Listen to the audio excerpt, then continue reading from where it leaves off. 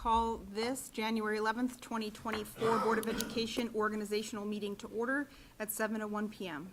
George, can you take the roll? Mrs. Bissell? Here. Mrs. Cobain? Here. Mr. Miko? Here.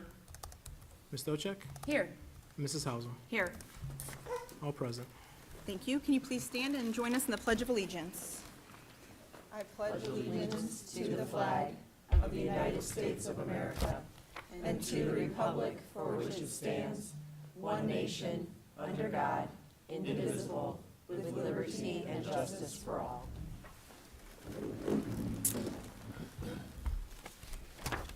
At this time of the meeting, we always share our district goals, and I'm just going to remind everybody at the start of the year what the new strategic priorities that we established in 2023 are. They are leveraging and funding facilities, cultivating culture and climate, transforming teaching and learning, and aligning staff and resources. So we will be considering all of those this year as we lead. At this time, we will be taking the oath of office. George, is that you? Yep. All right, well, congratulations. We have 3 board members that were re-elected to their respective seats. I'll call you up by one, and we'll do the oath of office individually. We'll just go by alphabetical order. So Mrs. Bissell, you're first. Come up to the podium. George, what'd you do? It's my cues.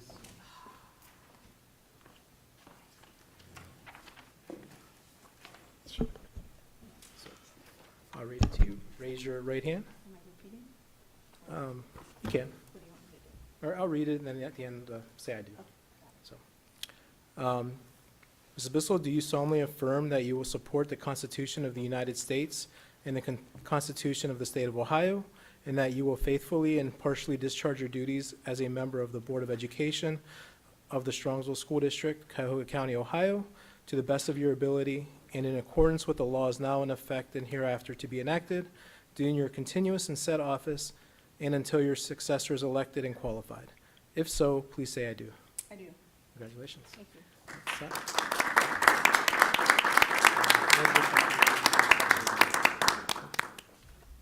Mr. Miko?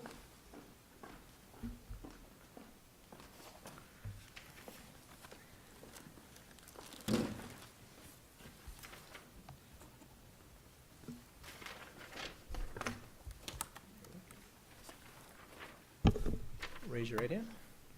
Mr. Miko, do you solemnly affirm that you will support the Constitution of the United States and the Constitution of the State of Ohio, and that you will faithfully and impartially discharge your duties as a member of the Board of Education of the Strongsville School District, Cuyahoga County, Ohio, to the best of your ability, and in accordance with the laws now in effect and hereafter to be enacted, during your continuance in said office and until your successor is elected and qualified? If so, please say I do. I do. Congratulations. Yep. Mrs. Hausum?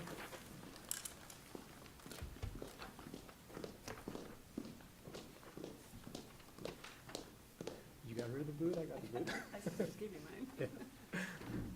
All right. Mrs. Hausum, please raise your right hand.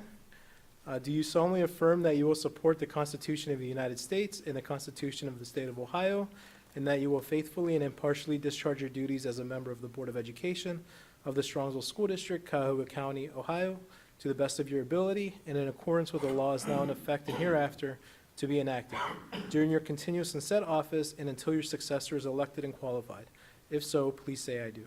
I do. Congratulations.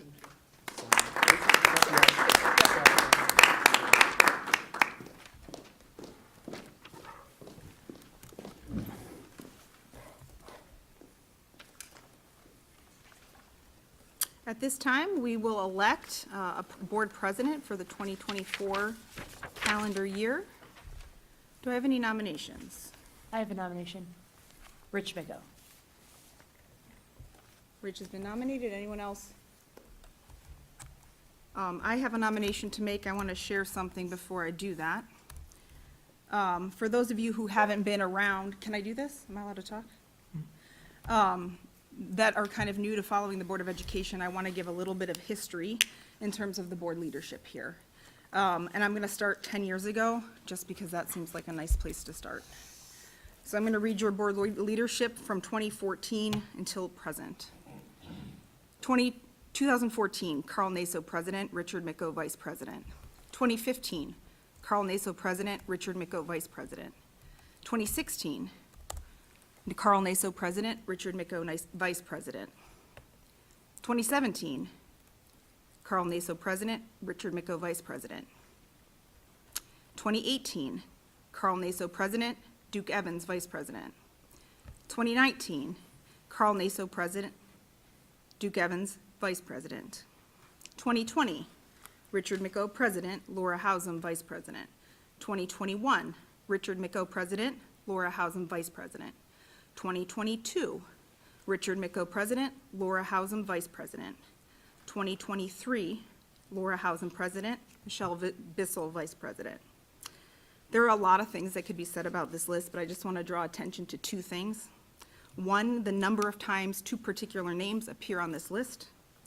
And the second, that every president in the past 10 years has had 1 year to learn the leadership position and at least 1 year to perfect it. So given this information, I'm nominating Laura Hausum. Any more nominations? Okay. Since there's more than one nomination, when I call your name, state the person that you want to be president. So just give me a second. Let me write in Laura's name.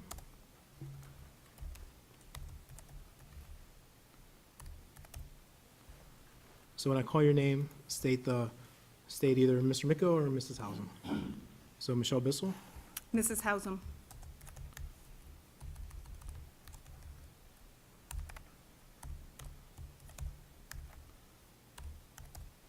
Sharon Cobain, Rich Micco. Mr. Micco, Richard Micco. Ms. Stochek, Richard Micco. and Mrs. Hausum. Richard Micco.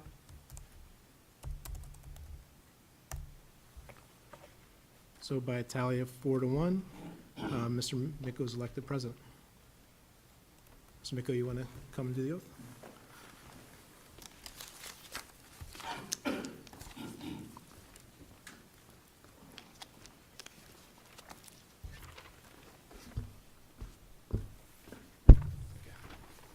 Mr. Micco, same drill. Please raise your right hand. Do you solemnly affirm that you will support the Constitution of the United States and the Constitution of the State of Ohio, and that you will faithfully and impartially discharge your duties as President of the Strongsville Board of Education to the best of your ability, in accordance with the laws now in effect and hereafter to be enacted during your continuance in said office and until your successor is chosen and qualified? If so, please say I do. I do. Congratulations. Thank you.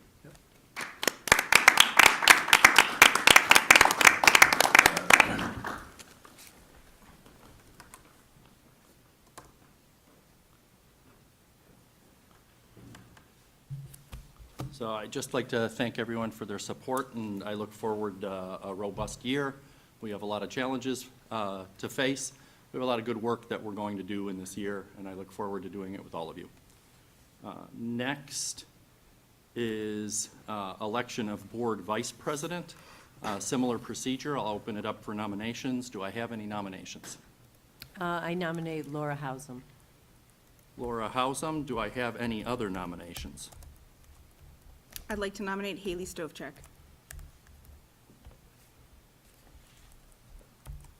So the nominations for vice president are Laura Hausum and Haley Stovchek. Mr. Anagnostou, would you record the tally? Yep, just give me 1 second.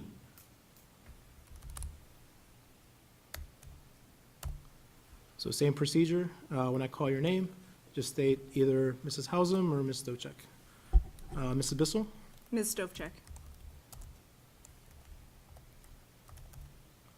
Mrs. Cobain, Mrs. Hausum.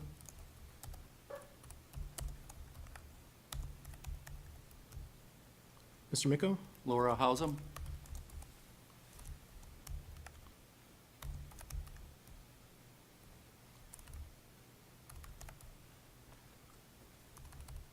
Oops, sorry. Ms. Stochek? Mrs. Hausum. And Mrs. Hausum. Laura Hausum.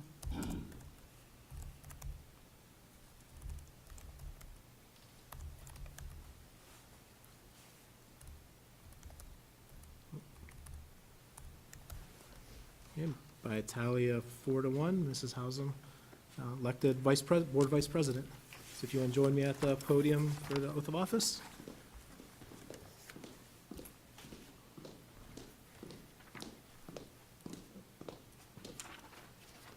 Same drill. Raise your right hand. Mrs. Hausum, do you solemnly affirm that you will support the Constitution of the United States and the Constitution of the State of Ohio, and that you will faithfully and impartially discharge your duties as Vice President of the Strongsville Board of Education to the best of your ability, in accordance with the laws now in effect and hereafter to be enacted during your continuance in said office and until your successor is chosen and qualified? If so, please say I do. I do. Congratulations.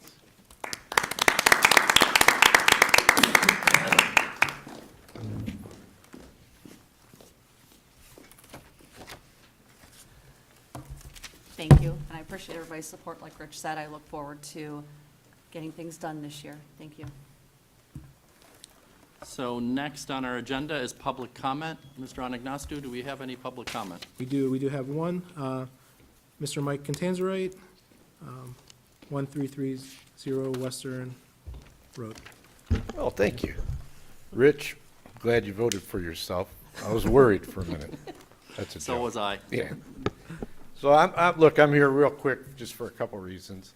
The first is to generally say how much I personally appreciate all the board work, because I know you're not overpaid for sure, and a lot of times you're really not backed accordingly on a lot of things that you need to do. What I'm referring to is, and why I'm mainly here, is to talk in favor of your levy, but to also apologize, because as community leaders, I guess I would be one of them, we really dropped the ball on supporting that. We thought it was a renewal. We thought it would go through, but it didn't. But the board has done a fabulous job, right? We vote for board members. We elect them. Then they hire fabulous people like George and Doc. And then they come up and they have a big budget windfall, and everybody's mad at them. So I repeat that. They have money, and everybody's mad at them. So we apologize. We're building a group of, a pretty strong group of residents, businessmen, and we're really going to come out and help you with this levy. And the saddest thing about it was you were hoodwinked by the Republican Club of Strongsville. They should be ashamed of what they put in writing. I mean, where do they get their qualifications to tell the doc and the finance genius that they don't know what they're doing? Absolutely ridiculous. So we are going to come out swinging. We appreciate everything you guys do. And, really, the positive thing, there's no ill will if you voted no, but we've got to get the right information out. And if you look at the flyers these guys put out, being the Republican Club, they really ought to be ashamed. So we're going to attack that, get them the right information, and we're going to be with you guys 100%. So keep up the good work. And all I can tell you about the Republican Club, the joke in the city is, if you want to lose an election, they have them endorse you. So that's what we're up against. That's all I got to say, guys. I appreciate all of you.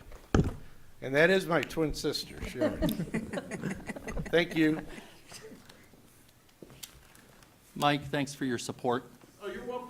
I appreciate it.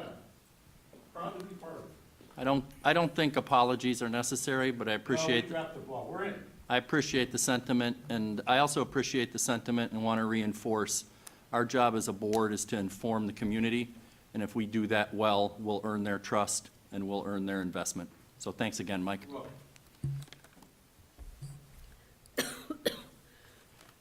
I am going to beg the courtesy of the board, and we're going to go out of order.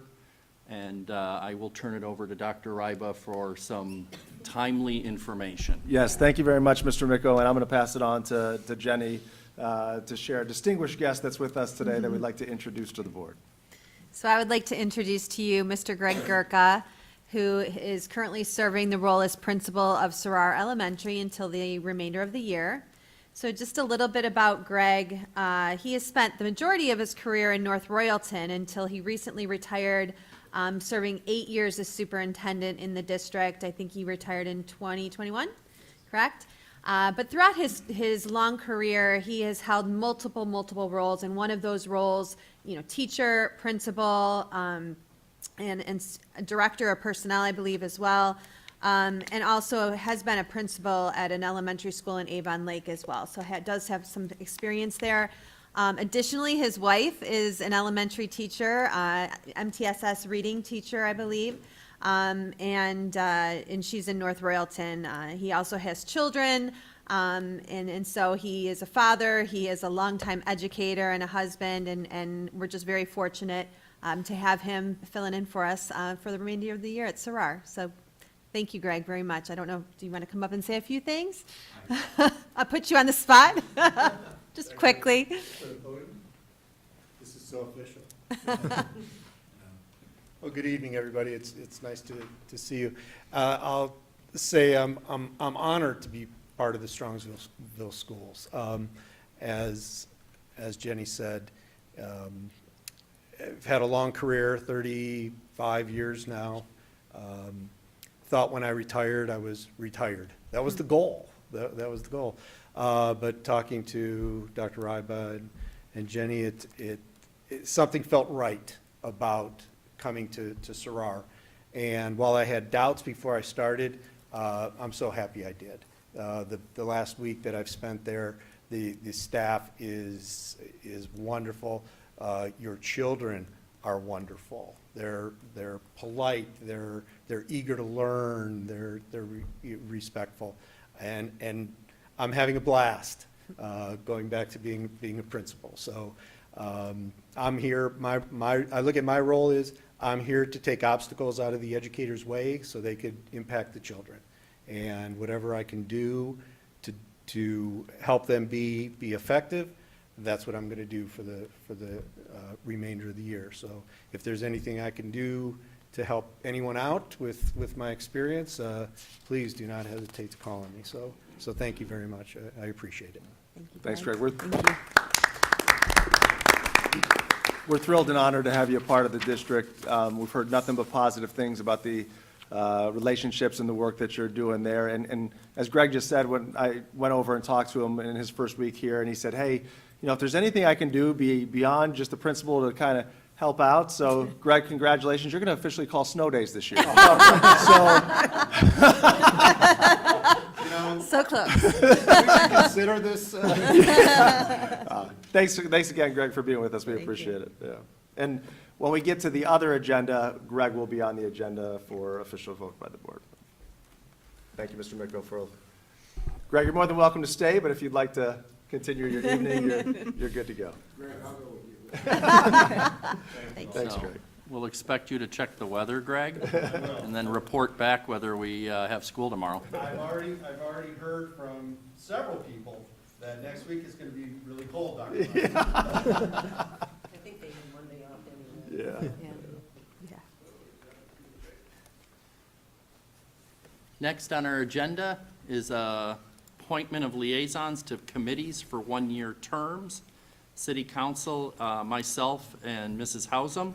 Strongsville Education Foundation, Mrs. Cobain and Mrs. Hausum.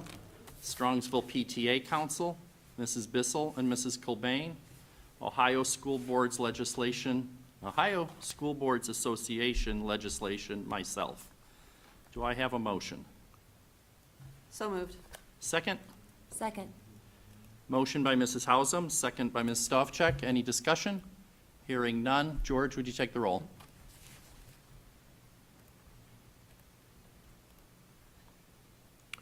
Mrs. Hausum, Yes. Ms. Stochek, Yes. Mrs. Bissell, Yes. Mrs. Cobain, Yes. Mr. Micko. Yes, and the motion carries. Next is reaffirmation of the second year of three-year term to Polaris Career Center for Mrs. Bissell. Michelle, I know you guys, I know Laura and you had your initial board meeting. This is not our business meeting, this is our work session, but did you have any updates, and congratulations on your reaffirmation? Thank you. Michelle was voted in as president of the Polaris Board. Congratulations. Yes. And there were three new board members. Yes, there's 3 new board members, and there wasn't a lot of business on this agenda. It's just kind of getting the year rolling. And then February, we do meetings with each school. Representative will meet with the superintendent treasurer, and then they usually do a second meeting with the superintendent of the home schools to make sure and to keep that communication strong. So that's what's coming up in February. Regular meeting will be then in March. Thank you. Next is appointment of liaison for 1-year term. This is a vote or an action item.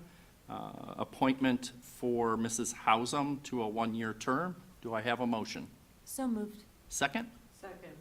Any discussion? George, would you take the roll? Ms. Stochek? Yes. Mrs. Cobain? Yes. Mr. Miko? Yes, Mrs. Hausum? Abstain.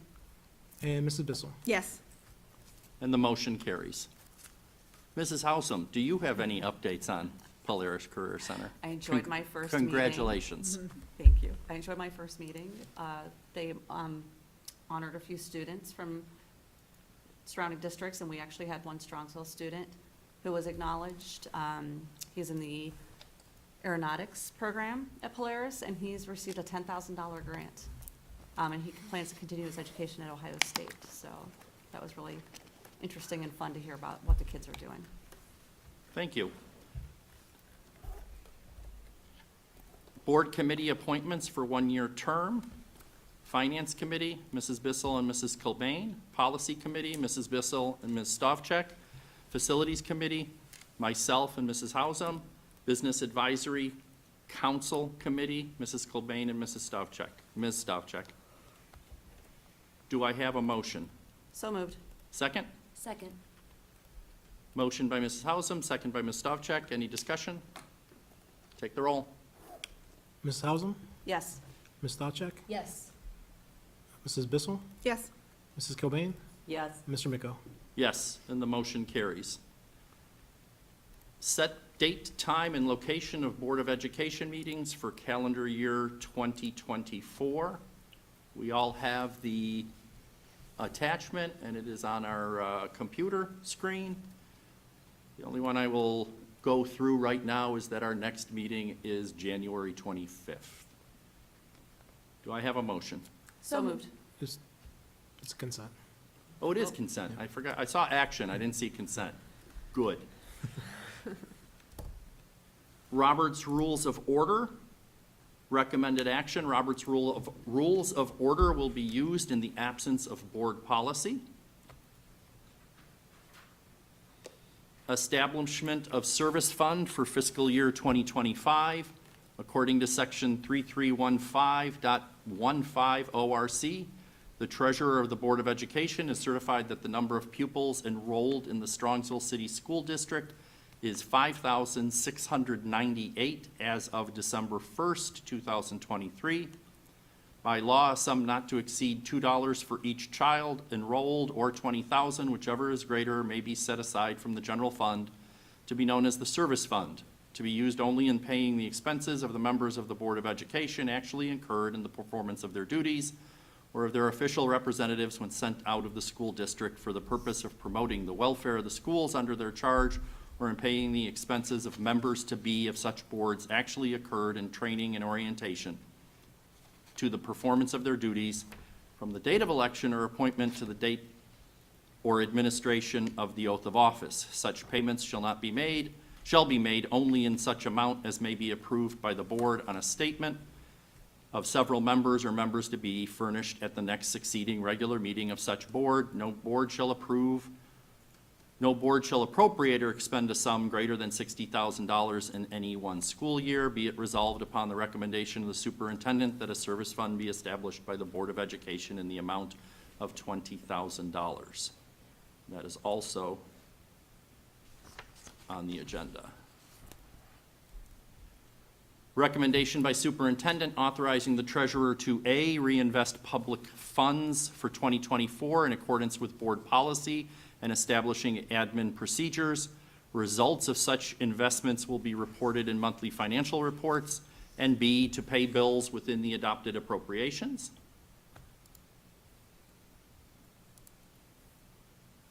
Be it legal counsel appointments, be it resolved that the superintendent of schools and his designee be authorized to contact legal counsel as necessary for successful performance of duties. Legal counsel is designated to be Squire Patton's Bog, Pepple and Wagner, Riley Law Firm, Brinza McIntyre and Seed, Peters, Kalale and Markakis, and Weston Hurd. And that one is a separate action. Do I have a motion? So moved. Second? Second. Motion by Mrs. Hausum, second by Ms. Stavcek. Any discussion? I will share with the public that the reason we have so many legal firms is because each one has specific expertise, and we call on them for that specific expertise, whether it be negotiations, whether it be student legal matters, or what have you. And in this case, whether it be property tax negotiations. So each firm is an expert in their field, and it makes sense for us to call on that expertise instead of just having one general firm. Any other questions or discussion? Take the roll. Mrs. Hausum, Yes. Ms. Stavcek, Yes. Mrs. Bissell, Yes. Ms. Cobain, Yes. Mr. Miko. Yes, and the motion carries. Board of Education meeting minutes, provided that the Board of Education members receive the meeting minutes of previous meetings at least 5 or more days in advance of a meeting.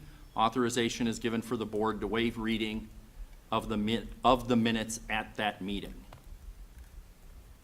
Resolution requesting notification, be it resolved upon the recommendation of the superintendent to approve the resolution requesting that the Board of Education be notified by the tax commissioner of any application for exemption from taxation for any property located within the district. The resolution is pursuant to Ohio Revised Code. Be it resolved upon the recommendation of the treasurer that the tax budget for the fiscal year 2025 be adopted. Is this the one you have a presentation Yeah. on? It's part of the consent calendar, so George, take it away. Yep, it's just a quick presentation, 5 slides. What the tax budget is, the purpose of it. The County Budget Commission must certify tax rates to each subdivision or other taxing unit by March 1st for school districts under ORC Section 5705.35. And the County Budget Commission is required to issue an official certificate of resources for the upcoming fiscal year. In this case, the upcoming fiscal year will be fiscal year 2025. When the Budget Commission is setting tax rates based on a taxing unit's need, its determination must be based on information the County Budget Commission requesting the taxing authority to provide within the alternative tax budget. This is an annual item that we must approve and submit to the county by January 15th. The alternative tax budget consists of 5 schedules. 1, the division of taxes levied, a statement of fund activity for the upcoming fiscal year, unvoted general fund obligation, voted debt, and tax anticipation notes. The first schedule, the one of division of taxes levied, this is all of our levies that we currently have out there. The first set is the operating fund. The second is when they were last passed. The next column is the levy type. We have 2 renewals. Then the next column is the number of years that they run. So as mentioned, we have 2 renewals, the remaining are continuous. When the tax year ends and when the tax year begins and ends is this column. When the collection year begins and ends, so the difference between a tax year and a collection year, the collection year is always in arrears of the tax year. So for example, this calendar year, it's collection year 2024, which we're collecting on 2023 taxes. So for this tax budget, it's for tax year 2024, which we'll be collecting on in calendar year 2025 for next calendar year. This column represents the tax rate that was initially passed.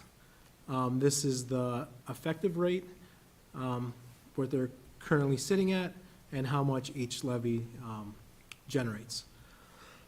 To note, I do have to show, I had to make a note on it for this year, because this is setting the tax rates for tax year 2024.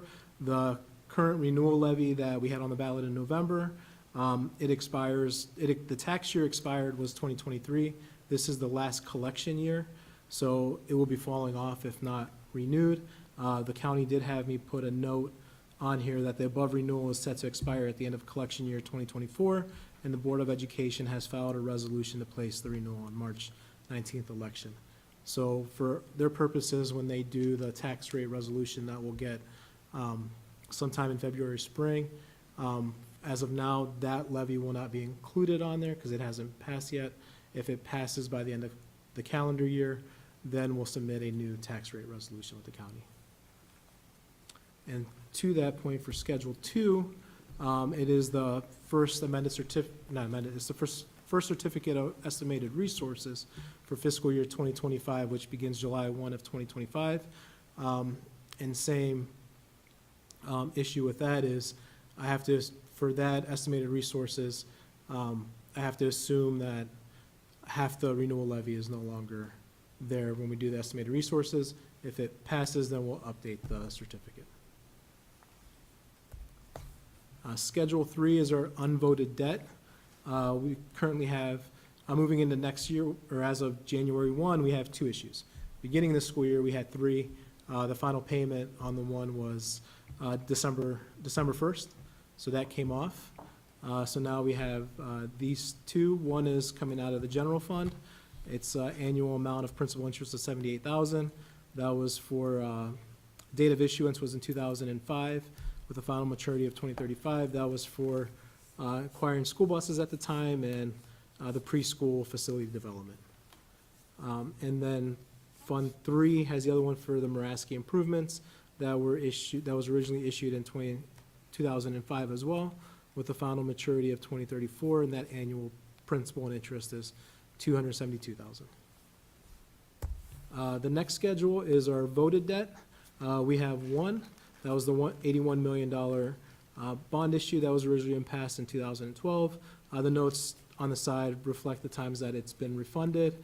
Or it's set to expire, the final maturity date is December 1st of 2045, and the annual principal and interest payments are $3.5 million. And then the last schedule is tax anticipation notes, and we have none. So that concludes the tax budget, if there's any questions. I just want to highlight when you say refunded, a lot of people hear money came back, and that's not what that meant. It would be more appropriate to say refinance. Correct. So I just wanted to share that with the public. Any other questions? Thank you, George. Next is Board of Education investments. Be it resolved upon the recommendation of the treasurer that the board authorizes the treasurer to invest up to a maximum of 40% of the district's interim funds in commercial paper notes in accordance with Board Policy 6144 investments. And George, would you like to remind the public of our conservative, safe investment strategy? Correct. So we use meter investments to do our investments. We have a tiered system with, we look at buckets. We have a 1-year space, 2 to 3 and 4 to 5. And we have certain percentages that we like to have in those buckets where as maturities, in a cycle where maturities are rolling off each year over the next 5 years, we can only invest in highly qualified commercial paper or government issued bonds. So that's what they're kind of looking at. We have our long-term funds with meter, our short-term funds in Star, Ohio, and short-term is 9 months or less, long-term is 9 months or more, and then we keep in our regular checking account what we need for the current month to pay payroll and bills. So currently Star, Ohio has an interest rate of 5.64, so we like to keep as much money as we can in Star, Ohio to gain that interest from versus our checking account, while having anything more than 9 months invested with meter. Thank you. District credit limits, be it resolved upon the recommendation of the treasurer that per Board Policy 6423, The annual credit card limits per cardholder and/or account be approved as listed in the exhibit.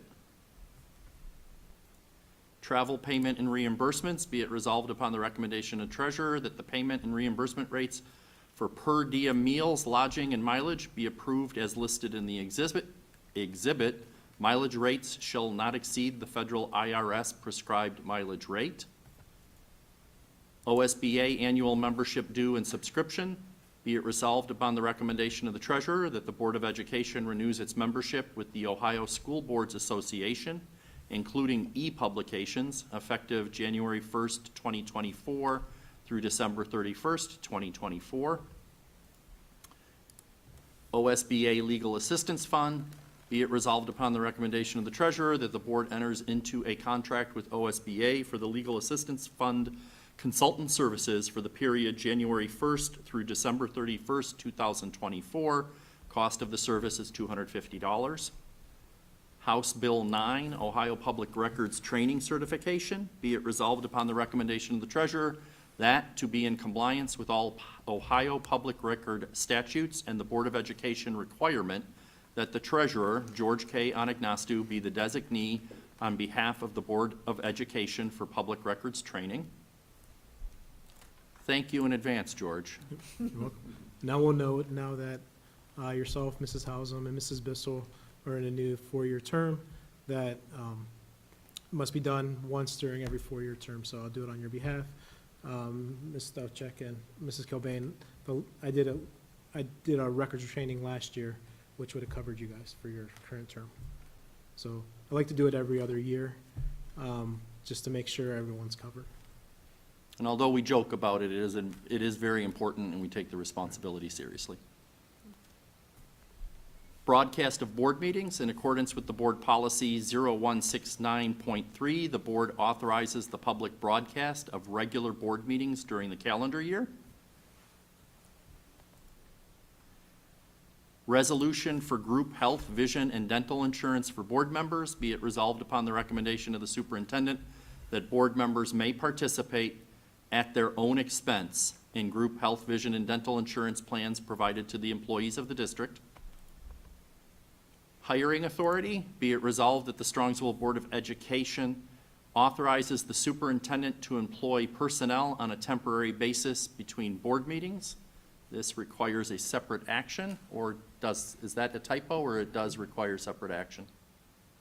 We'll do it as separate action. Works for me. Do I have a motion? So moved. Second? Second. Motion by Mrs. Hausum, second by Ms. Stavcek. Any discussion? Hearing none, take the roll. Mrs. Hausum, Yes. Ms. Stavcek, Yes. Mrs. Bissell, Yes. Mrs. Cobain, Yes. and Mr. Miko. Yes, and the motion carries.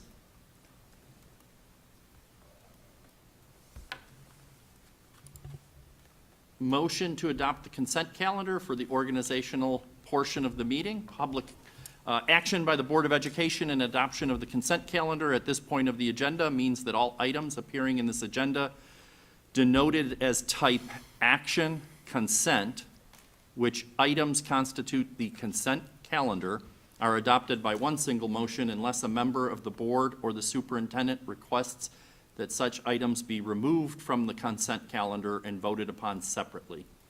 And this requires a separate action. Well, this is the consent calendar. Oh, this is the consent calendar, okay. I thought we were approving the ability to have a consent calendar, which would have been fun. Do I have a motion? So moved. Second, Second. any requests for removal or otherwise? Hearing none, any other discussion? Take the roll. It was Mrs. Hausum with the motion and Ms. Stavcek with the second? Okay. Mrs. Hausum, Yes. Ms. Stavcek, Yes. Mrs. Cobain, Yes. Mrs. Bissell, Yes. Mrs. Cobain, Yes. and Mr. Miko. Yes. Sorry, switched the order on me. I wasn't the only one discombobulated.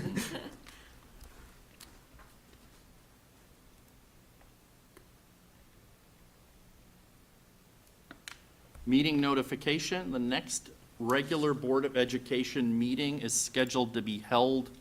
So is the next one the one we're gonna have next? That's what I was wondering. Why? So The next one. No, there's a No. new meeting starting in a minute. Yeah, so we have well, there's two meeting agendas for tonight. This is the organizational meeting, and then we have a separate agenda for the work session.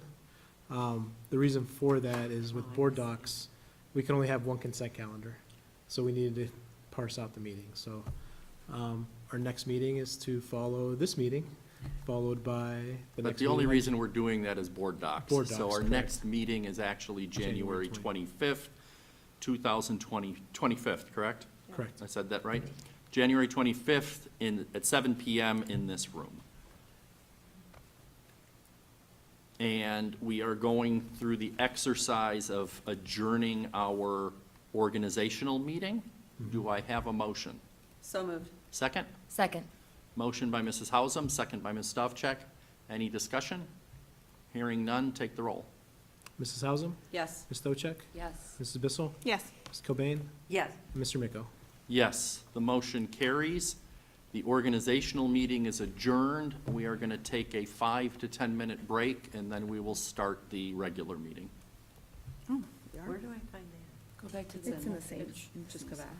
Yeah, hold on, I gotta You launch clicked it. on organizational meeting, you're gonna click on the second one. This is, so go back to press, is there a home button? I don't think so. I just clicked on meetings at the top. Oh. So join meeting.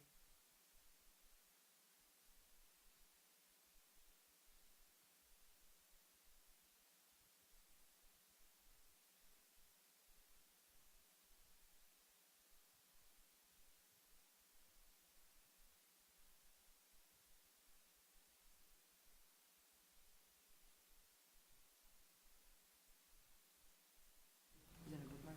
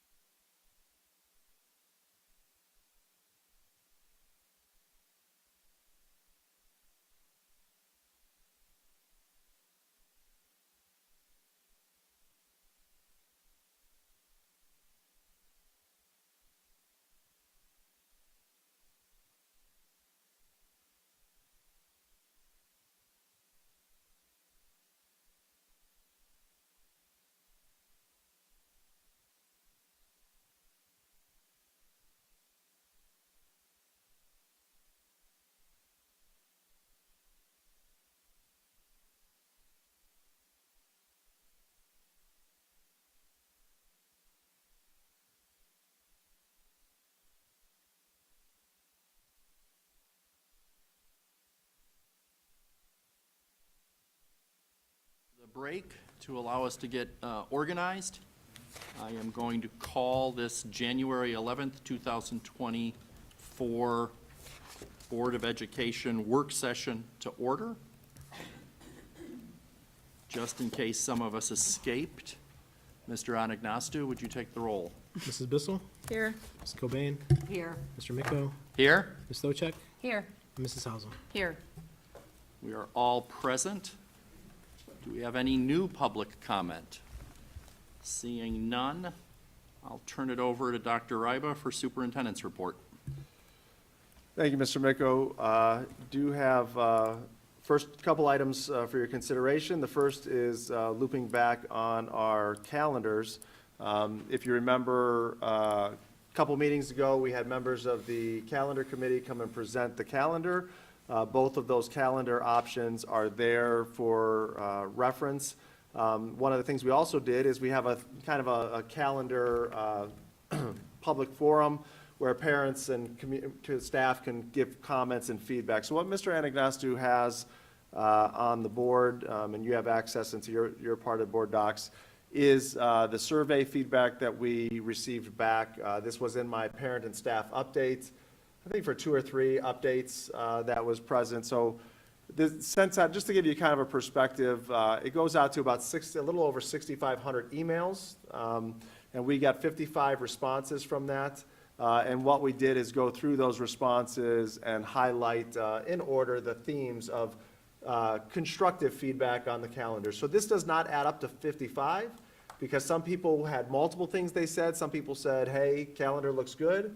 This is just for some of the constructive feedback. So you can see the most popular point of feedback we got, which was stated by 21 different people, was requesting the same days off for all grade levels. So you may note from the last presentation, we have 4 days in our calendar where not all the grade levels are at school. So on those times, on 2 of those days, pre-K to 5 are in school and 6 to 12 are not.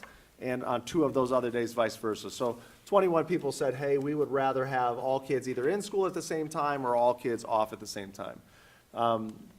Then it goes down from there, from just 7 people down to 1. The reason you note the 2 green highlights, the first one of requesting the days off for all grade levels, and then the second one highlighted in green says stay in school later and begin the new year later. Those are things that are feasible to do without a lot of negative consequences. The rest of or it's not going to cause new problems that people are not going to like.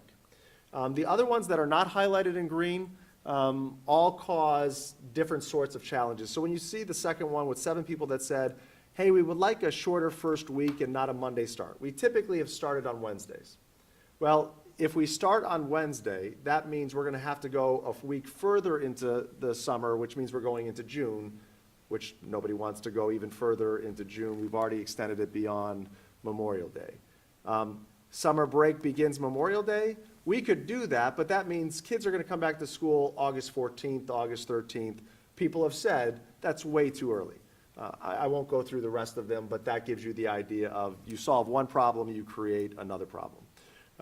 So I'll turn it over to you, Mr. Miko, for this is the point where, George, if you want to put the calendars, maybe the first calendar on the board, to answer any questions that you may have on the calendars, and we can just go from there. Does anyone want to start? Dr. Ryba, can you refresh our memories? I think when we discussed this at the previous meetings, you said that there was a special group that met and talked about having the conference days on separate days. Can you just refresh our memories on that? Yeah, so we have 2 groups that help support this work. So the first group that we have is, that we had was a parent-teacher conference committee. So we decided through our last negotiations with the teachers, in the teacher's contract, it says there's going to be 2 parent-teacher conference days, one in the fall, one in the spring, decided they're going to be evening sessions, half days each, or a couple evening sessions. And we just had the question of, is that still working in 2024 and beyond? So we decided through negotiations not to solve that there, but put a committee together. That committee had administration, teachers, and parents. And from that committee, they recommended the new conference structure, which is that we would have a full-day conference in the fall, followed by a half evening in the fall. They felt like we needed more conference time in the fall. And then in the spring, we would just have a half-day evening in the spring. That's kind of the timing of it. What they recommended is, when you do these things, please don't have for the all-day fall conference, please don't put all levels on the same night. The reason being is, if I have kids in 2 levels or 3 levels, it becomes nearly impossible to get to all of the levels, especially when you look at the secondary level. They typically have arena-style conferences. So that means I don't schedule it, I go there and I wait a little bit to try and see the teachers I want to see. So their recommendation was, can you please have the full-day conferences on opposite days?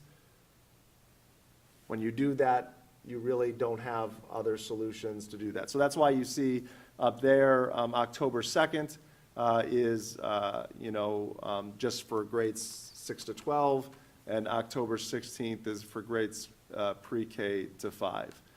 The other challenge that you come to is the timeliness of when the different levels want to have conferences.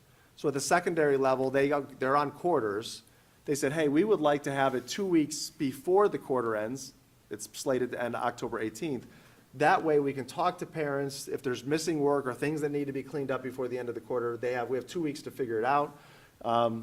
The elementary folks have said, hey, we're doing Ames web testing, we're getting to know the kids. We need a little longer time to get to know them before we have conferences, so they liked it a little later. So those were some of the reasons that the committee recommended that. That recommendation then goes to a calendar committee. A calendar committee has administration, teachers, staff, and parents again. And the calendar committee honored that recommendation, and that's why the conference days were placed on the calendar as they were. I have a question about that. I understand the timing piece, because I looked at, that makes sense. But what I don't understand is the parents being concerned about not having enough time. If you have an entire day, doesn't that become a non-issue? According to the parent feedback that was on the committee, it was centered around trying to fit scheduled conferences at the elementary level, depending on, and they have recommendations as to how to do conferences, of whether they're scheduled, virtual, between spring and fall. But it became, if in the fall we stick with the scheduled conferences at the elementary level, and that can be kind of tricky as to where you get your spot. And then I have to go to the secondary level, which scheduling it around teams becomes a little challenging. And then the high school, which is the arena style, which takes more time, because I may have to wait 10, 15 minutes. So arena style means all the teachers are sitting, waiting for the parents to come talk to them. So if it's a teacher that more people want to talk to, you may be 4, 5, 6 parents waiting to talk to them. It's going to take you maybe 45 minutes to get to that teacher, or I'm going to go to this teacher because they're free. So that was the point of, you're running around all day trying to make it work. We had a number of people or a number of parents that had 2 or 3 kids that we used to, this is going back to something we used to do. So we used to have these all-day conferences a while ago, and so some of the parents remembered and had kids back then and remembered those challenges, so that's where that was coming from. Yeah. I do remember that. For 4+ years, I had either 3 levels or 2 levels, and it was like, which kid is struggling more, or so you're like prioritizing, and I'm interested to see how this works out, if we get positive feedback, that parents can see more teachers. Anybody else have any questions? So I got more questions about these calendars than I can remember getting any questions about. I I can see, everybody's opinion is based on their personal take on it. I was going to suggest, because we did this during the holiday, according to Dr. Ryba, there isn't any time of the essence that we need to approve this today. No, the only time of the essence is, I would say we would want to approve this no later than the January 25th meeting, just because of work schedules, vacation schedules, things of that nature for families. But there's nothing, other than that, that's the only pressing matter, is being respectful to parents that have to request advanced vacation time. And I agree, but I was gonna see if the will of the board is to let this germinate for the 2 weeks to our next meeting. Allow the public any more time to lobby strenuously on why it's difficult or why it's worth trying. And then we have the time to discuss it with the calendar committee if there's any tweaking or any changes, and then we'll be ready to approve it at the next meeting. Unless all of you are dying to approve it right now. I'm okay with that. I just want to draw the attention to one thing. You had that chart up before, and I read each individual comment, and there was a lot of concern about the students being off on 2 different days. So that's the thing that, as we're kind of looking to approve this next meeting, that I really want to carefully consider, because I know there were some angry, comments in there of like, this does not consider the working parent in any way. And I think we need to be respectful and consider those opinions, especially if there's an easy way to fix it, as you've noted. Yeah. So just for the board, and George, if you can go back to that calendar. So if, looking at, pausing until the vote until January 25th, and it seems like, besides the stuff we noted of, hey, I'd like to start later and earlier, that really, we've talked about why that's challenging. It comes down to these orange days, right?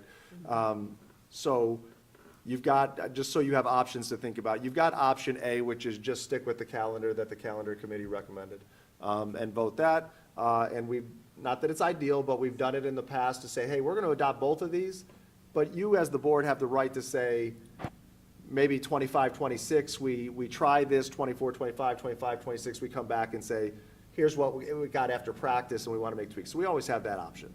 But if we want to make any adjustments here, one option would be to say, you solve the October by just putting it on one day, right? You can say, we're going to pick a day for conferences for that 11:30 to 7:30 conferences, and it's going to be on one day. And that would alleviate those 2 opposite days in October. So what I will do in the interim, just to be prepared for January 25th, is to talk to the calendar committee and say, hey, if the board wishes to combine these, let's pick a day of what that would be, because we've got divergent needs, right? George, if you scroll down so we can see December and February, there you go, thank you. So December and February are for different reasons. Those are for what are called Records Day. So in the teacher's contract, a Records Day is at the end of a trimester or end of a semester. Teachers have the opportunity to finalize grades and do all of that stuff. So in the teacher's contract, it says secondary teachers will get a Records Day at the end of the first semester. So that December 20th date has to be there. To make that a full day off for everybody, what you'd have to do for pre-K to 5 is make that a professional development day. The calendar committee said, making December 20th before a long holiday break a professional development day is not a meaningful use of our professional development day. The parents on the committee said, elementary parents on the committee said, hey, having my kids off an additional Friday means I need to take an additional day off before a long break. I like elementary kids going to school on that Friday. Again, it's representative parents, but my middle schoolers and high schoolers can be home on that Friday, and, it wasn't a big deal from their perspective. So that's the challenges with doing that. On the February date, that would be a Records Day for pre-K to 5, 6 to 12 would be in session. You could fix that by, again, making it a full PD day for everybody. The implications of that is you lose the March PD day. And historically, we all like a 3-day weekend in March for our students because it's a long month. you know, there is such thing as spring fever in schools where kids need a little break, everybody needs a little break. So the March PD day was to just kind of allow for a long weekend in there. So, so as we consider those are the options that we have. Anything else that you have on your mind that you want me to run past the calendar committee or any other committee we've done so I can be prepared with any questions you have? Will the survey stay up? Like, will we keep asking people while we're? If you would like me, I've never shut off the responses, I don't think.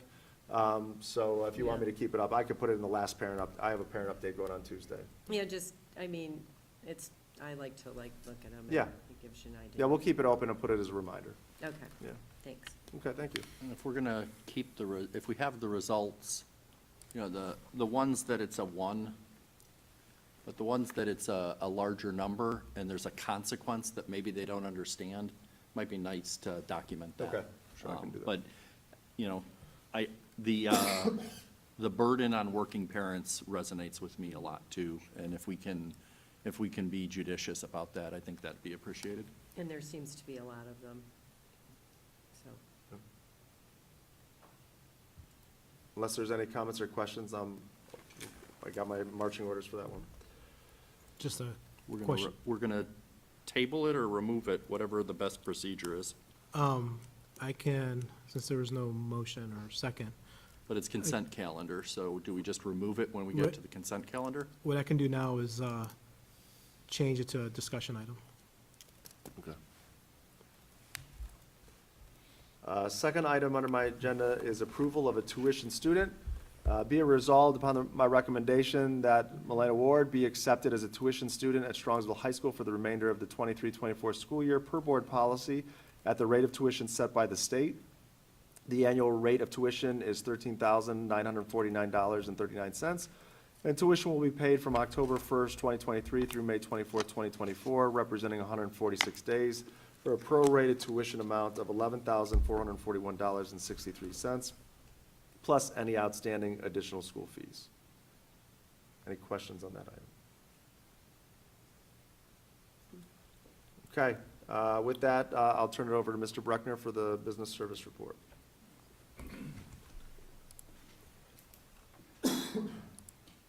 Good evening, everyone. Happy New Year.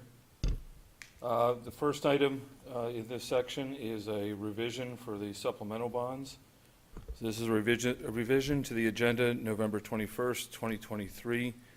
The supplemental bonds revision to increase the renewal position bond for an additional price not to exceed $630 purchased through the Ohio School Boards Association.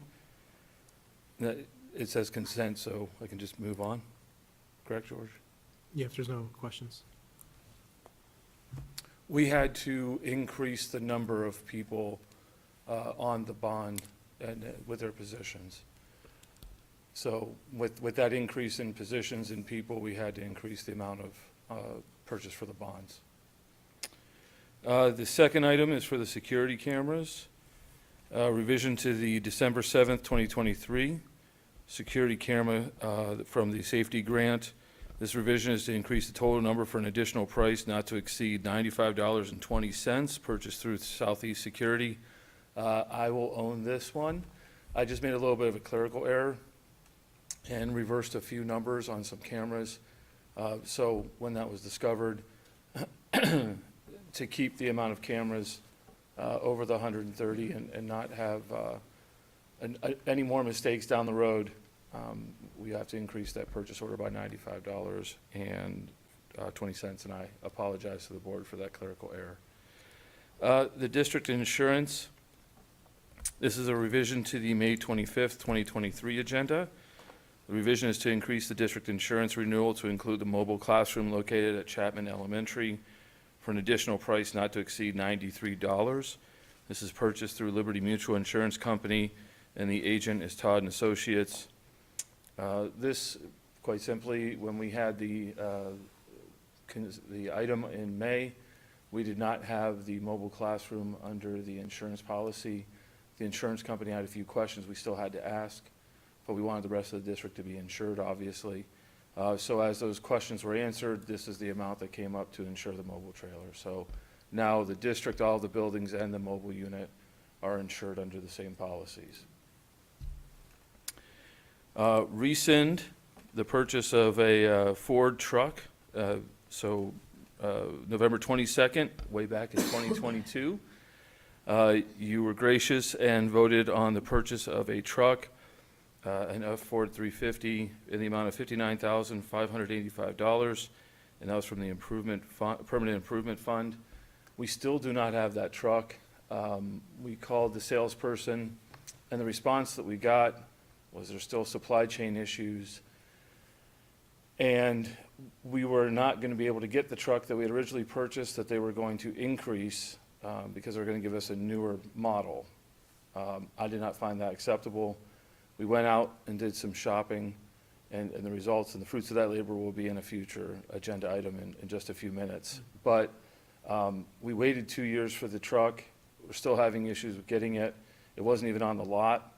So at this point, I think it's prudent to go ahead and rescind that purchase and then purchase an additional truck that you'll see here in just a few items. Bus bid awards.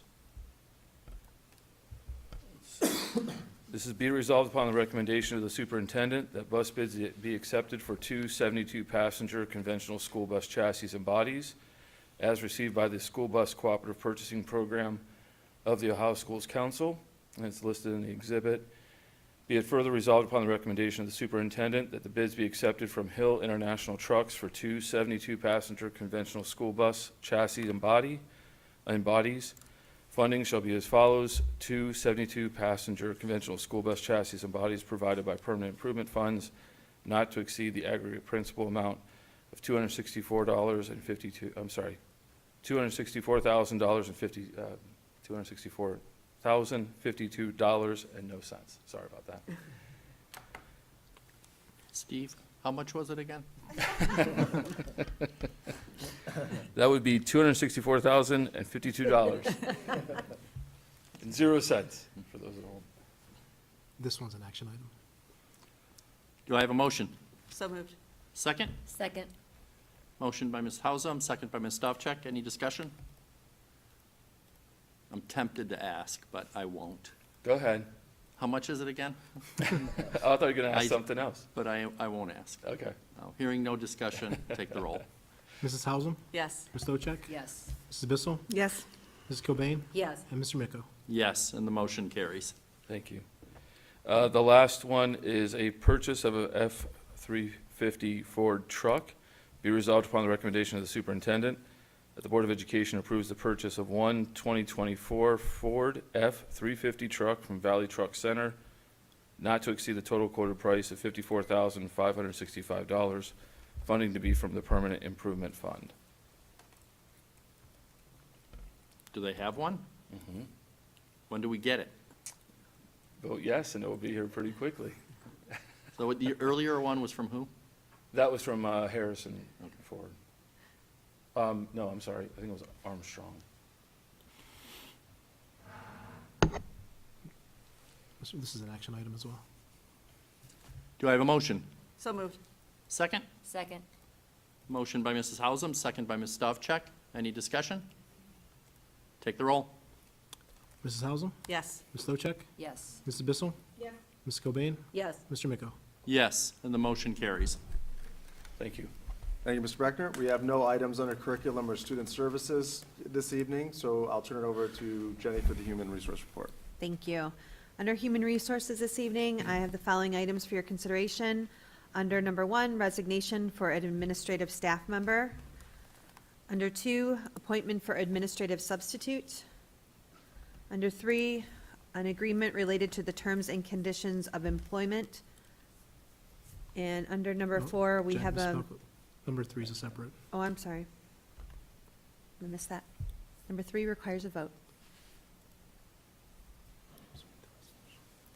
Be it resolved upon the recommendation of the superintendent that the Board of Education authorizes the superintendent and treasurer to enter into an agreement impacting terms and conditions of employment, the terms of which have been reduced to writing and provided to the board.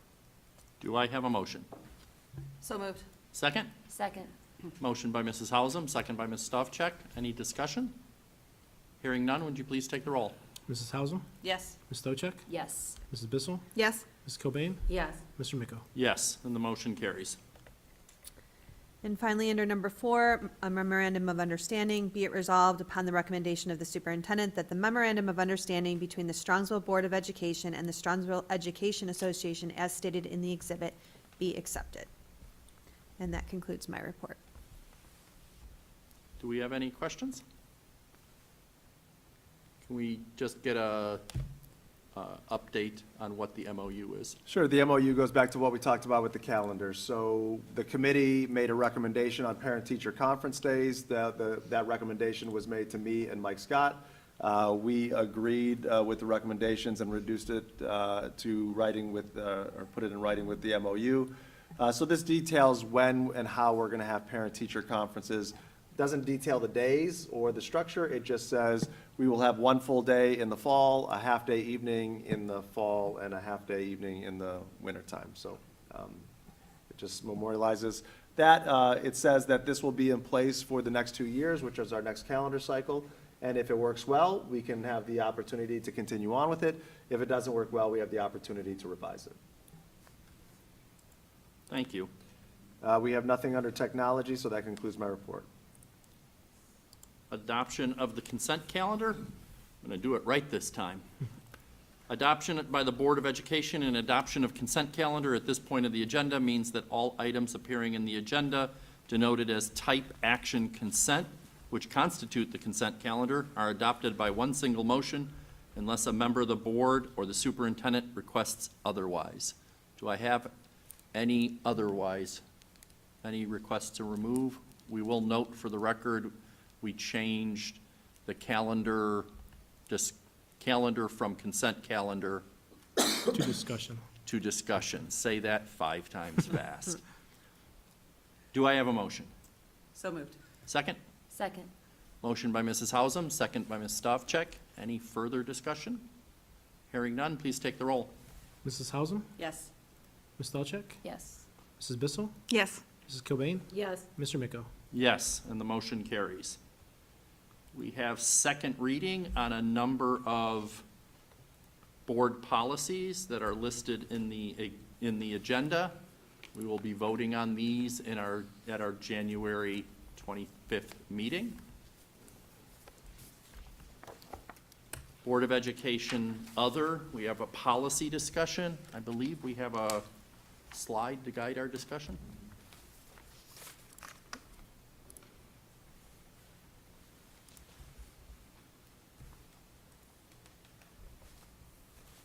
So we do have 3 policies that the policy committee has discussed in the past. Because they were not necessarily routine, the policy committee recommended that they be brought forward to the board as a whole. So that's what we're doing today as part of our discussion other. And we have 3 proposed policies. The first one is policy 2425. Participation in district-sponsored clubs, activities, extracurricular activities, student government, intramural, and interscholastic athletics. Some of the background is, this is something that I proposed to reduce or eliminate cuts in any of our extracurriculars and to put a guideline of the spirit of what we as a district are attempting to accomplish. The highlights from my perspective is any activity that is, for example, athletic and OHSAA administers or manages it, our sports activities. Most of those are teams. Most of those, the OHSAA has guidelines on how many students can be on the team. Whether it be basketball, whether it be volleyball, or what have you. So I would think from a policy standpoint, we certainly can't say, we're gonna have as many people as we want and then make it difficult or impossible to compete in high school athletics. But other activities, I think that, from my perspective, the spirit and the direction should be the more participation we can encourage, the more participation we can have the more opportunities we can have for students, the better we are as a district. And so that, to me, is the heart of the policy, the idea that, as the adults, we want to put that message out that if you want to be on student council, if you want to be in the elementary running club, if you want to be in any of these activities, it's our job as a district to try to make it as many students as possible. Now, for me, the con is we all have children. I remember having younger children that, I want to be I want to learn piano, and I want to learn drum, and I want to play basketball, and I want to play football, and I want to be on student council, and I want to be on the newspaper, and that's no good either. So I think in the policy talks about, we need to have clear expectations, clear requirements, whatever the activity is, for both the parents and the students. But beyond that, if I have 11 students that are interested in activity, and in the past we would do 10, let's encourage the 11 and let's bring the 11 forward. So I think I hope I've described it enough. I'll open it up for any questions or comments. I like the idea with like student government of allowing more people if we can, but I think one of the biggest issues is having adult supervisors present for the ratio of students to adults that's something to consider of how we're gonna go through something like that. Or if it's a sport, for example, a competitive sport that maybe is an intramural, the understanding of you might be on the team, but you may not play actual minutes of game versus practicing or things like that. That was my question. Do we have enough adults to cover more students?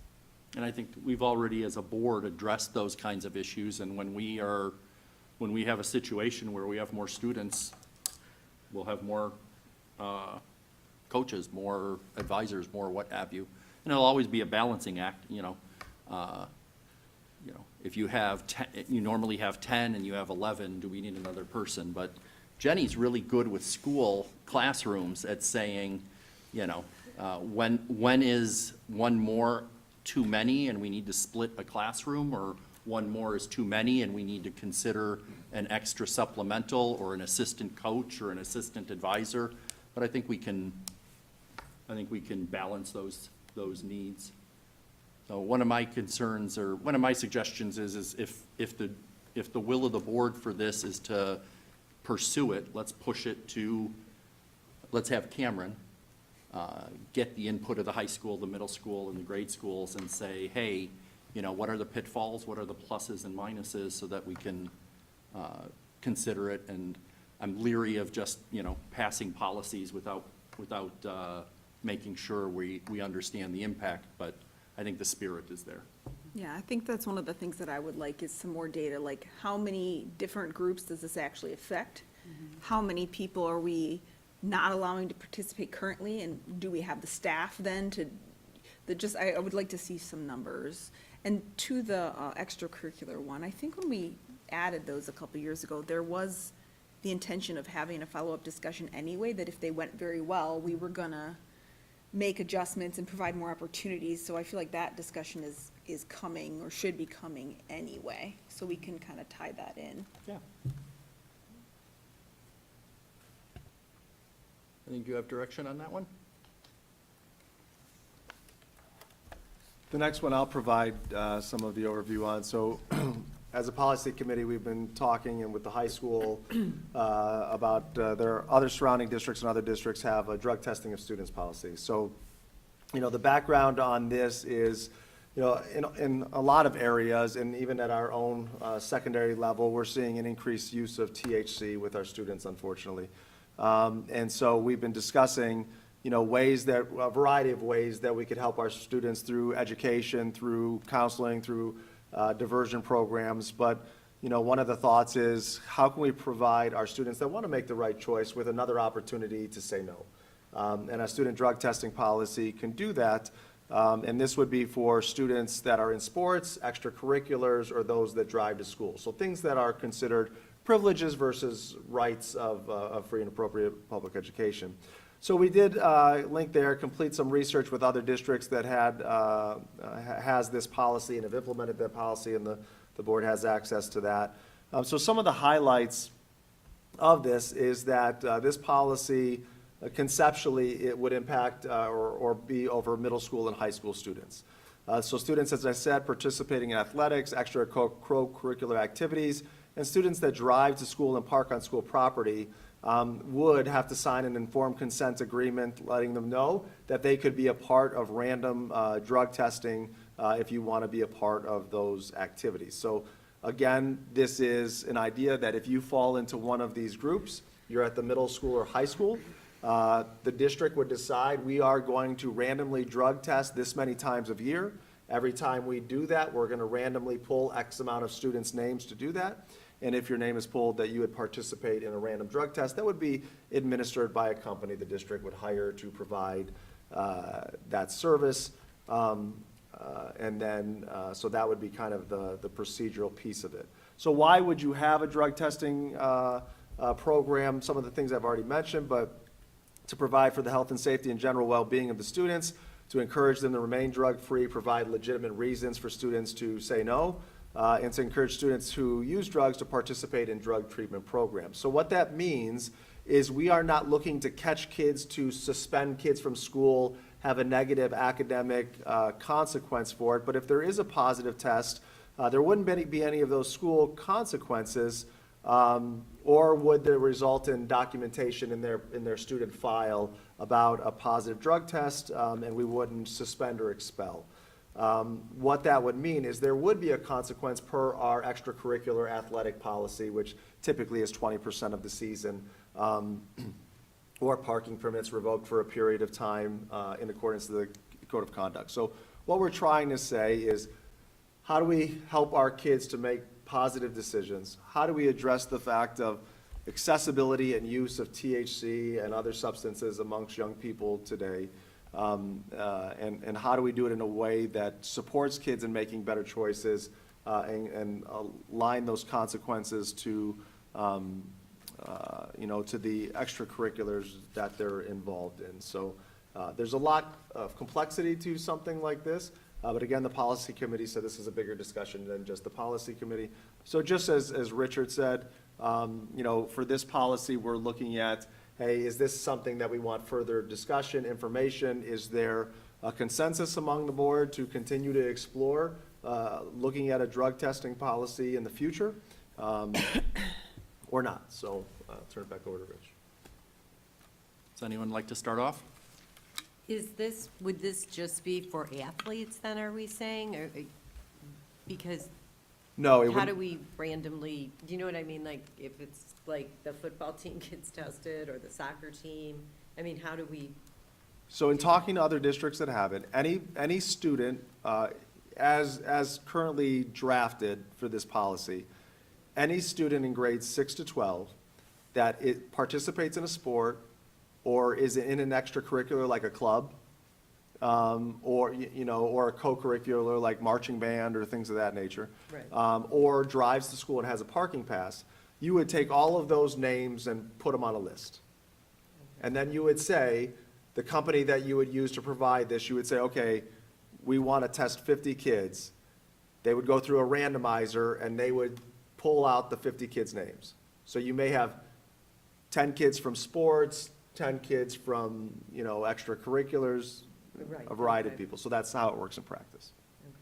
So there's kids that, in talking to other superintendents that have done this, the reality is you've got kids that can get their name pulled every time. You got kids that can get their name pulled once a year, whatever, and everything in between. Or some kids never get their Yeah, name called. correct. So, So I'm supportive of us continuing the conversation. Again, I like the idea of saying, let's get high school feedback, not just from the principal, but from obviously the athletic directors, because I think this applies to them the most, but also from the guidance counselors and the high school teachers that are doing the other extracurriculars that would all be in the pool, so to speak. yeah, because I think it's hard to like cut off, like, is it like every club, then like drama club and, I don't know, they have after school. And I mean, like- that's part of the policy discussion, because we're crafting the policy and deciding how we want to apply it. So I know, Okay. like, one thing is, and you help me where where I go off the rails, but we cannot legally have a drug testing policy for every student. The way the law works is you have the right to an education, et cetera. So you can't drug test everyone. We can't just say, hey, first day of class, every student line up and drug test. But we do have the ability for things that are considered voluntary, whether it be sports, whether it Right. be driving to school privileges, and again, that's where the details get real important, We can't test someone because you're 16 and you drive. Right, We can right. test someone because you've signed up for for driving privileges to school. Sports, any of these activities that are more of a voluntary choice. Right. The law says we can have a policy. I know for myself, recent events in Strongsville have made me realize that we do have a drug problem. Right. And I think it gave me pause. And to me, this is something that we definitely need to explore. It's incumbent on us to explore. Some of the what-if questions I have is, do we want a random drug test policy? I know other districts that if you play a sport, part of playing the sport is you will do a drug test, right? So that Those would be drug policies, testing everyone in that sport. in all sports, in No, all, but what, you're right. correct. But what I'm saying, it wouldn't be what Cameron said, like, we'll just pick out like 50 people. Yeah, and again, how do we as a board and an administration and a high school and a middle school team want to craft our policy? But I'm aware of other school districts that it is, every student has to submit's a terrible way to describe it, but has to do drug testing as part of playing the sport. The thing that I think is something to think about that to me has a lot of reasonableness is there are no, in those circumstances, there are no penalties if you have a positive test. It is a vehicle to say, parents, we now have to have a conversation, and students, you can't just say, well, here's your consequences, move on. It's, whatever that conversation is, however you get help for the student, whether it, similar to anything else, whether it's, a class, an education, or, depending on how bad the drug test is, it can be more tough love, I guess is the way I would describe it. But I think I would like to consider all of those kinds of options, and what are the pluses and minuses. I'm just thinking if the ultimate goal is, like, your ultimate goal is to like help a child, so it's like, I would be for like, I would be for like everyone in all the sports or whatever, instead of randomly. Only because I'm thinking, and kids who are watching this will hate me, but I'm thinking, if a child tests more than once, and they keep, like, if there's no penalty, like, we're not There's really never- helping anybody. Yeah, it's not that there's never a penalty, but, that first, Right, the the first first time. positive test, it's, But if that same kid comes back like 2 weeks later and then I don't know how often would we even do this? Like, would it be like once a month or? You select that. So all of that Oh. is to be selected. Yeah. and I think it's important for us to have the conversation. I think it's important for us to say, we have other districts, Cameron's already done the research, and this is the way they crafted their policy, so what were the results? And for me, my goal is let's craft a policy that we think is gonna have the best outcome, education, drug abuse reduction, et cetera. And sometimes you need a stick, and sometimes you need a push in the right direction. And the other thing I think it does is, and maybe this is Pollyannish, but kids who want to play sports now have another tool to say, hey, I'm saying no to the peer pressure because I'm not jeopardizing my opportunity to say sports Well, yeah, or it play gives them an sports. out, you know. So just so I'm clear on, I'll wait to next steps. I want to hear if there's anything else. No, I'm interested in doing more with this policy, for sure. So if we're comfortable, I think let's go to our experts at the high school and the Strongsville and the middle school levels and say, I'm sure they have the same thoughts and the same concerns. If you could design the ideal policy that you could get behind, what would it look like?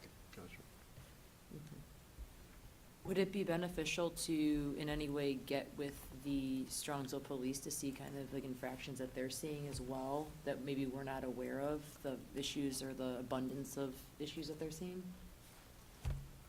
Great idea.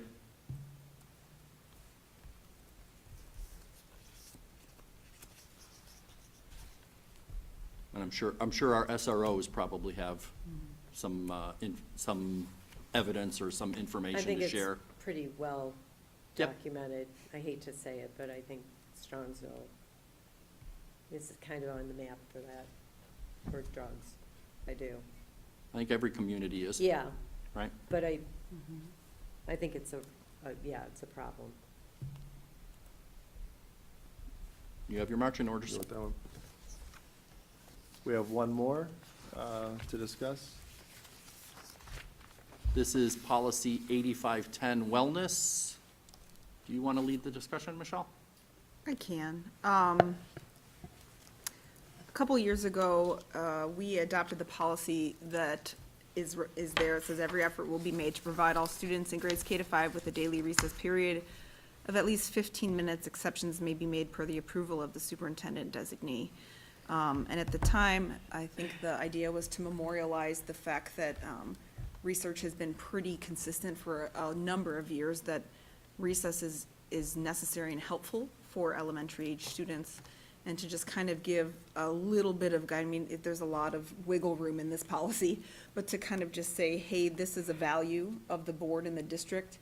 And so the reason it's back up again was in the fall, I started hearing rumblings from parents at various buildings, so this wasn't an isolated incident, that maybe this was not fresh on the minds of the administrators or the teachers. And I asked Cameron to do a little more digging and to bring it to this board so we could kind of revisit it if we wanted to make the language any stronger or just talk about it in any way. He has the results here. We've looked at them. My opinion after seeing the results is it seems like it's being implemented about as well as it can be. There may be some pockets, and you're gonna get that with anything. I don't have so much concern now that we've done the legwork, but here it is for discussion if anyone has anything else they wanna add. Otherwise, it'll just stay as it is, which was the original policy. I'm glad it's here because I think it's important that parents know that, you know, recess, obviously, it's something that we all have our opinions on, but it's important that we have it, and it's important that parents realize that it is not just some part of our day, it is an important part of our day, and I would suggest if parents have any opinions on this, let the board know, let their teacher know, let their principal know. I know Cameron loves recess, let Cameron know. And then we'll go from there. But I think as long as the spirit of it is being implemented well, and, you know, obviously, we want to know we can't have 4 hours of recess a day, as much as our children might want it, and we can't have no recess ever. And as long as we have a healthy balance, I think we're in a good place.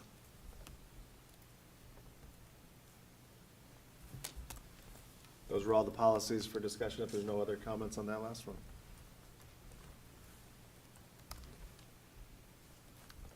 Next on our agenda is more Board of Education other. Do we have any miscellaneous public information? I have one. The Strongsville High School Wind Ensemble has been competitively selected as one of only 4 high school bands in the state of Ohio to perform at the Ohio Music Education Association Professional Conference in Columbus on February 1st. And this, I want to say, is only the 4th time that this has happened in, or one of, Seems like 19 something. 1984? Mhm.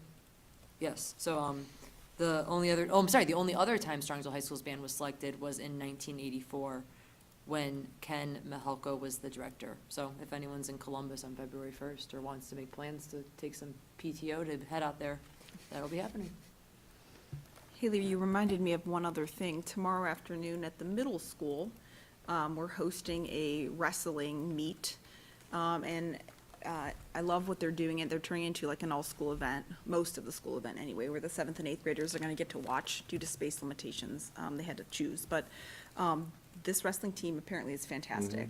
They haven't lost, and I believe they're live streaming it. So if you're interested in checking it out and seeing these kids, they've been very successful. Try to continue their streak. It's tomorrow at 1:30. And I had a late confirmation that, yes, it will be live streamed. Single camera, live stream on our Boxcast. Excellent. Is it the middle school kids or the wrestlers? And then the intermission is gonna be Cameron and George wrestling. I got him with his leg. George is a disadvantage, all he has to do is kick you with his Yeah, boots. that's right. I will add to that, there's gonna be a similar event for the high school. I'm not sure the exact date, but it's a Friday during the day as well, for the high school as well. So they actually have other teams come in during school? I guess I'm confused. I don't know. I think it's one Nordonia. Yeah, I'm not sure. Is coming. It's just like a dual meet. And they started during school? Must be, yeah. Oh, It must be recess. I've never heard of that, so Yeah, it's me something neither. The new. idea started, Okay. the high school did it, was a visitor at another school last year that did it, so I think they're carrying the idea for us to have a home event as well. Oh, okay. Well, We shouldn't lose a chance to compliment the girls varsity and boys varsity basketball team. They are outstanding this year. And I don't remember, did they beat Medina? The boys did, the girls did not. Ah, well, the boys beat Medina, so congratulations to them, but make sure to see them while they're hot. Yeah.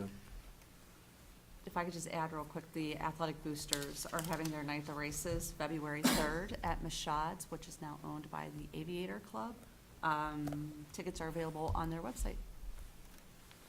Any others? Hearing none, we do have reason for executive session on the topics of. To consider employment of a public employee, to consider matters required to be kept confidential by federal law or regulations or state statutes, and to prepare for and review negotiations or bargaining sessions with public employees concerning their compensation or other terms and conditions of their employment. Do I have a motion? So moved. Second? Oh, sorry. Second? Wow.